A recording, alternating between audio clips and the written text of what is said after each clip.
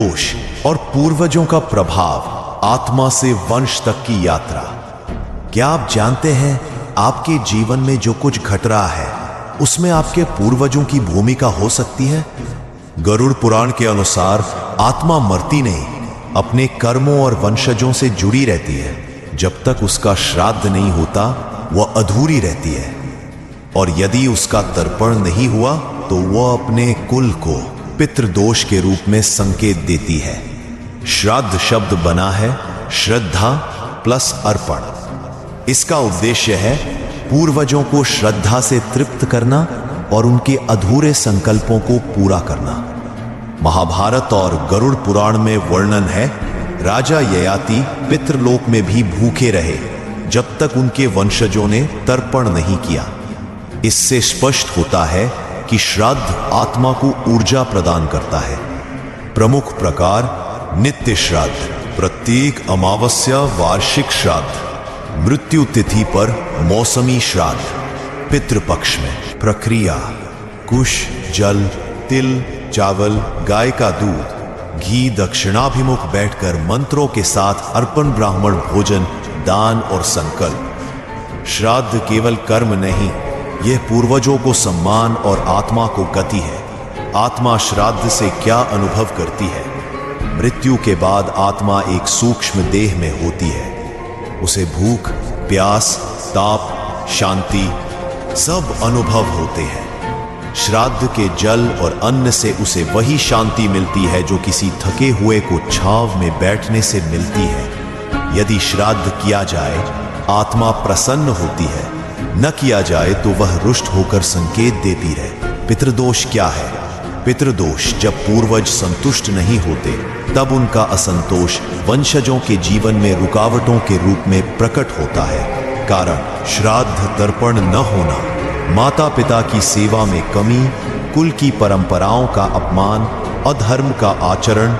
लक्षण: विवाह में रुकावट, संतान न होना, आर्थिक संकट, मानसिक तनाव, बार बार बीमारियां, स्वप्न में पितरों का आना। पितृदोष अदृश्य संस्कारों की पुकार। पितृदोष से बचाव और निवारण उपाय: गया श्राद्ध, सर्वश्रेष्ठ तीर्थ स्नान और पिंडदान, काशी, हरिद्वार, प्रयाग। पितृगायत्री मंत्र का जप, बरगद का वृक्ष पूजा, भक्ति भाव से श्राद्ध तर्पण और ब्राह्मण भोज। गरुड़ पुराण कहता है, जो श्राद्ध करता है उसका कुल ऊर्ध्व गति को प्राप्त करता है, और जो पितृदोष का निवारण करता है उसके घर में दिव्य आत्माएं पुनर्जन्म लेती है।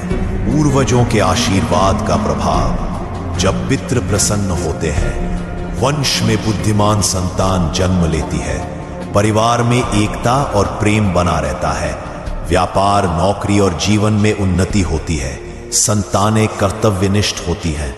पितृ आशीर्वाद वह अदृश्य संपत्ति है जो पीढ़ियों को संरक्षित करती है।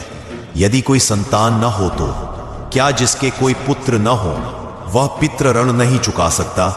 गरुड़ पुराण उत्तर देता है, हाँ कर सकता है। योग्य ब्राह्मण से करवाया गया श्राद्ध, किसी भक्ति भावी जन द्वारा तर्पण, तीर्थों पर किया गया पिंडदान, ये सभी आत्मा को गति प्रदान करते हैं।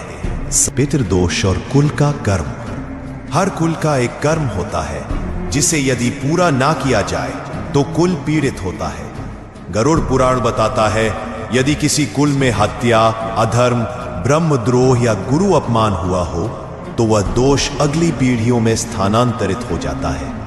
इस दोष से बचने के लिए गायत्री मंत्र, ब्रह्म सेवा, श्रीमद् भगवद गीता पाठ और प्रतिवर्ष श्राद्ध आवश्यक है। श्राद्ध और मोक्ष का संबंध: श्राद्ध से आत्मा को गति मिलती है, शांति मिलती है, और अगर शुभ कर्म साथ हो मोक्ष भी मिलता है। गरुड़ पुराण में भगवान विष्णु ने कहा, श्राद्ध वह द्वार है जहां से आत्मा स्वर्ग या मोक्ष की ओर अग्रसर होती है।